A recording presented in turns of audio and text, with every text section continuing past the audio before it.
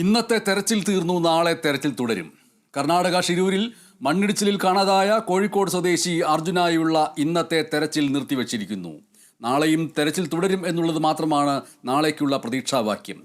Lorry എന്തായാലും കരയിൽ ഇല്ല എന്നാണ് സൈന്യം സ്ഥിരീകരിച്ചിരിക്കുന്നത്. ISRO ഉപഗ്രഹ വിവരങ്ങൾ ജില്ലാ ഭരണകൂടത്തിന് കൈമാറി. പ്രസാദ് കാളിദാസൻ വിവരങ്ങൾ പങ്കുവയ്ക്കുന്നു. ഇന്ന് തെരച്ചിൽ അവസാനിച്ചിരിക്കുന്നു. ഇനി നാളെ എത്ര മണിക്ക് ആരംഭിക്കും? അത് ഏത് രീതിയിലുള്ള തെരച്ചിലായിരിക്കും? അത് കരയിലായിരിക്കുമോ നദിയിലായിരിക്കുമോ? MS അർജുനെ കാണാതായതിൻ്റെ 7ാം ദിനമായി ഇന്നത്തെ തിരച്ചിൽ രക്ഷാദൗത്യ പ്രവർത്തനങ്ങളെല്ലാം നിർത്തിയിരിക്കുകയാണ്. ഇനിയും നാളെ രാവിലെയോടുകൂടി ഈ ഒരു രക്ഷാപ്രവർത്തനം വീണ്ടും തുടരും. ഇന്നിപ്പോൾ ഇത്രയും ദിവസമായി കരയിൽ തന്നെ തുടർന്ന രക്ഷാപ്രവർത്തനം എന്തായാലും 99% മണ്ണും നീക്കം ചെയ്തിട്ടും വാഹനത്തിൻ്റെ ഒരു അവശിഷ്ടവും കണ്ടെത്താനായില്ല. അർജുൻ്റെ വാഹനത്തിൻ്റേത് മാത്രമല്ല, മറ്റൊരു വാഹനത്തിൻ്റേതും കണ്ടെത്താനായില്ല. അതുകൊണ്ട് തന്നെ ഇന്ന് വൈകിട്ടോടുകൂടി നദീ തീരത്തേക്ക് കടന്നിരുന്നു. അവിടുന്നും ഒരു സിഗ്നൽ ലഭിച്ചിരുന്നു ഇന്ന് വൈകിട്ടോടുകൂടി. എന്തായാലും നാളത്തെ ഒരു രക്ഷാപ്രവർത്തനം എന്ന് പറയുന്നത് പുഴയിലേക്ക് ഇറങ്ങിയുള്ളൊരു രക്ഷാപ്രവർത്തനത്തിനാണ് ഈ ഒരു രക്ഷാപ്രവർത്തകരും അല്ലെങ്കിൽ ജില്ലാ ഭരണകൂടവും NDRFും എല്ലാം ഒരുങ്ങുന്നത്. എന്നാൽ അതിനും ചില തടസ്സങ്ങൾ എന്തെന്ന് വെച്ചാൽ ഗംഗാവലി പുഴ എന്ന് പറയുന്നത് ശക്തമായി ഒഴുകിക്കൊണ്ടിരിക്കുകയാണ്. 25 അടിയോളം താഴ്ചയുള്ള പുഴയാണ്. ഒരാഴ്ചയായി നേവി പ്രവർത്തകരും നേവി ഉദ്യോഗസ്ഥരും നേവിയും അവിടെ പരിശോധന നടത്തി വരികയാണ്. എന്തായാലും ഇതിൻ്റെ ഇനിയും പുഴയിലേക്ക് ഇറങ്ങിയുള്ളൊരു രക്ഷാപ്രവർത്തനമാണ് ആവശ്യം. നാളെയോടുകൂടി വിദഗ്ധരുമായി ബന്ധപ്പെട്ട് അവരുടെ കൃത്യമായ നിർദ്ദേശങ്ങൾ സ്വീകരിച്ചായിരിക്കും നാളെ പുഴയിലേക്ക് ഇറങ്ങിയുള്ളൊരു രക്ഷാദൗത്യ പ്രവർത്തനങ്ങളെല്ലാം തുടങ്ങുക. നാളെയാണ് ഇനിയിപ്പോൾ അതിനിർണായകം. കാരണം 7 ദിവസം കൊണ്ട് തന്നെ കരയിൽ നിന്നും അർജുനെ കണ്ടെത്താനായില്ല, അല്ലെങ്കിൽ അർജുൻ്റെ വാഹനത്തിനെ കണ്ടെത്താനായില്ല. നാളത്തേക്ക് ഇത് പുഴയിലേക്ക് ഇറങ്ങുകയാണ്, കൂടുതൽ ദുഷ്കരമാവുകയാണ്. അതേപോലെ തന്നെ അവിടുത്തെ കാലാവസ്ഥയും വളരെയധികം കഠിനമാണ്. ഗംഗാവലി പുഴയും നിറഞ്ഞൊഴുകുകയാണ്. ഇതിൻ്റെ ഇടയ്ക്ക് തന്നെ ഇതിൻ്റെ അടിയിലാണ് ഇനിയും വാഹനാവശിഷ്ടങ്ങൾ എന്നുള്ള രീതിയിൽ തന്നെ തുടരേണ്ടിയിരിക്കുന്നു. 8ാം ദിനമാണ് നാളെ. അപ്പോൾ എന്തായാലും ഇനിയും തുടർന്നുള്ള രക്ഷാ ദൗത്യം എന്ന് പറഞ്ഞാൽ അതികഠിനമായിരിക്കും.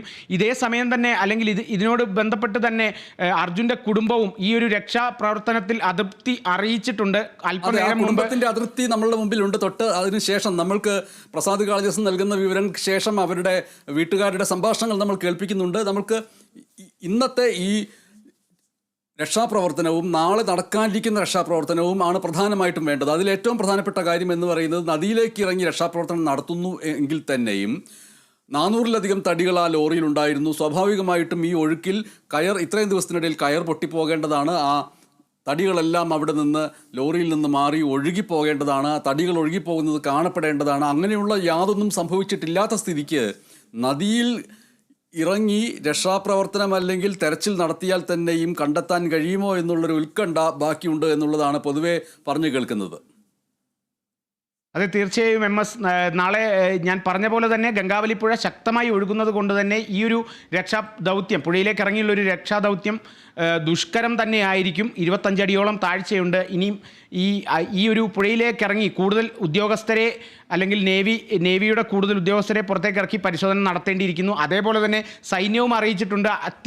ഇപ്പോൾ കയ്യിലുള്ള അത്യാധുനിക റഡാർ സംവിധാനങ്ങൾ കൂടാതെ തന്നെ കൂടുതൽ റഡാർ സംവിധാനങ്ങൾ എത്തിച്ച് തന്നെ പരിശോധന തുടരും എന്നുള്ള ഒരു തരത്തിലും സൈന്യവും നിർദ്ദേശം നൽകിയിട്ടുണ്ട്. ഇത് കൂടാതെ തന്നെ ISRO തങ്ങളുടെ ഉപഗ്രഹ ചിത്രങ്ങൾ ജില്ലാ ഭരണകൂടത്തിനും കൈമാറിയിട്ടുണ്ട്. ഇതുമായി ബന്ധപ്പെട്ടും കൂടുതൽ പരിശോധന എന്തായാലും നടത്തും. ഈ ഒരു ISROയുടെ ഒരു ഉപഗ്രഹം ചിത്രം ലഭിച്ചത് തന്നെ ഒരു ആശ്വാസകരം എന്ന തരത്തിൽ തന്നെ പറയണം. കാരണം ഇതിൽ കൂടുതൽ വ്യക്തമാവുകയാണ് എത്രത്തോളം താഴ്ചയിലായിരിക്കാം എന്നുള്ള തരത്തിലും ഈ ISROയുടെ ഉപഗ്രഹ ചിത്രങ്ങളും ഒരു നേരിയ അളവിൽ ഒരു ആശ്വാസമാവുകയാണ്. എന്തായാലും നാളെയാണ് ഈ പുഴയിലേക്ക് ഇറങ്ങിയുള്ളൊരു രക്ഷാപ്രവർത്തനം തുടരുന്നത്. ഇനിയും വിദഗ്ധർ NDRFിൽ നിന്നും വിരമിച്ച ഉദ്യോഗസ്ഥരുമായി ബന്ധപ്പെട്ട് കൂടുതൽ നിർദ്ദേശങ്ങൾ എടുക്കും. അതിനനുസരിച്ചായിരിക്കും നാളെയും ഈ ഒരു രക്ഷാപ്രവർത്തനം തുടരുക. എന്തായാലും നാളെ രാവിലെയോടെ തന്നെ രക്ഷാപ്രവർത്തനത്തിൻ്റെ 8ാം ദിനം ആരംഭിക്കും. പുഴയിലേക്ക് ഇറങ്ങിയുള്ള ഒരു രക്ഷാപ്രവർത്തനം തന്നെയായിരിക്കും. അതോടൊപ്പം തന്നെ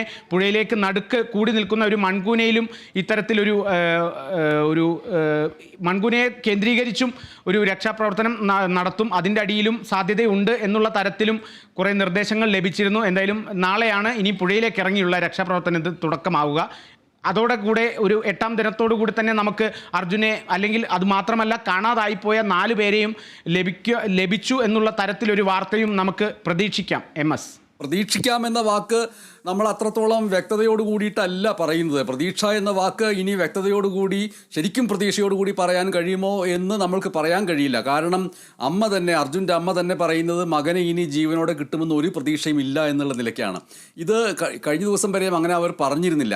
അങ്ങനെ അവർ പറയാത്തതുകൊണ്ട് തന്നെ മാധ്യമപ്രവർത്തകരടക്കമുള്ളവരും സാമൂഹ്യ പ്രവർത്തകരും എല്ലാവരും ആ പ്രതീക്ഷ പുലർത്തിക്കൊണ്ടേയിരുന്നു. ഒരു പക്ഷേ ഏത് രീതിയിൽ വേണം ഈ രക്ഷാപ്രവർത്തനം എന്ന് മാധ്യമപ്രവർത്തകർ പോലും അവരുടെ റിപ്പോർട്ടിങ്ങിൻ്റെ വലിയ ചടുലത കൊണ്ട് ഈ ചടുലതയോടുകൂടി ഇത്രയധികം ചടുലതയോടുകൂടി വേണം നമ്മുടെ രക്ഷാപ്രവർത്തനം എന്നുള്ള നിലയിലായിരുന്നു ഒരു പക്ഷേ ആവേശത്തോടു കൂടി അർജുനെ കിട്ടേണ്ടിയിരിക്കുന്നു, തിരിച്ചു കിട്ടേണ്ടിയിരിക്കുന്നു, മറ്റുള്ളവരെയും തിരിച്ചു കിട്ടേണ്ടിയിരിക്കുന്നു എന്നുള്ള രീതിയിലുള്ള റിപ്പോർട്ടിംഗ് നമ്മൾ നടത്തുകയുണ്ടായത്. പക്ഷേ ഇപ്പോൾ നമ്മളുടെ സംഭാഷണങ്ങളും ആ രീതിയിൽ നിന്ന് മാറിയിട്ട് കുറച്ചുകൂടി സാവകാശത്തിലേക്ക്, സംയമത്തിലേക്ക്, പ്രതീക്ഷ അറ്റുപോകുന്നതിലേക്കൊക്കെ പോകണമോ വേണ്ടയോ എന്നുള്ള ചിന്ത കൂടി വരുന്നു. കാരണം അമ്മയുടെ വാക്കുകൾ നോക്കുക, മകനെ ഇനി ജീവനോടെ കിട്ടുമെന്നൊരു പ്രതീക്ഷയുമില്ല എന്നാണ് അർജുൻ്റെ അമ്മ ഷീല പറയുന്നത്. പട്ടാളത്തെക്കുറിച്ചുണ്ടായിരുന്ന അഭിമാനവും പ്രതീക്ഷയും തെറ്റിപ്പോയി എന്നവർ പറയുന്നു. കേന്ദ്ര കർണാടക സർക്കാരുകളിൽ ഇനി വിശ്വാസമില്ല എന്നവർ പറയുന്നു. ഇവിടുത്തെ MP-യിലും അധികാരികളിലും മാധ്യമങ്ങളിലും മാത്രമാണ് ഇനി വിശ്വാസമെന്ന് അമ്മ പറയുന്നു. വാഹനം അവിടെ ഇല്ല എന്ന് തെളിയിക്കേണ്ടത് ചിലരുടെ പ്രസ്റ്റീജ് ഇഷ്യൂ ആണോ എന്ന് സംശയമുണ്ടെന്നും അമ്മ ഷീല പറയുന്നു. അത് അമ്മയുടെ വാക്കുകളാണ്, ആ കുടുംബത്തിൻ്റെ വാക്കുകളാണ്. അതിൽ എത്രത്തോളം യുക്തിയുണ്ട് എന്നുള്ളത് പ്രേക്ഷകർ തന്നെ ആലോചിക്കുക. കാരണം അത് പലപ്പോഴും വൈകാരികമായി എന്നും വന്നേക്കാം. അമ്മയുടെ വാക്കുകൾ കേട്ടിട്ട് പ്രസാദ് കാളിദാസനിലേക്ക് വരാം.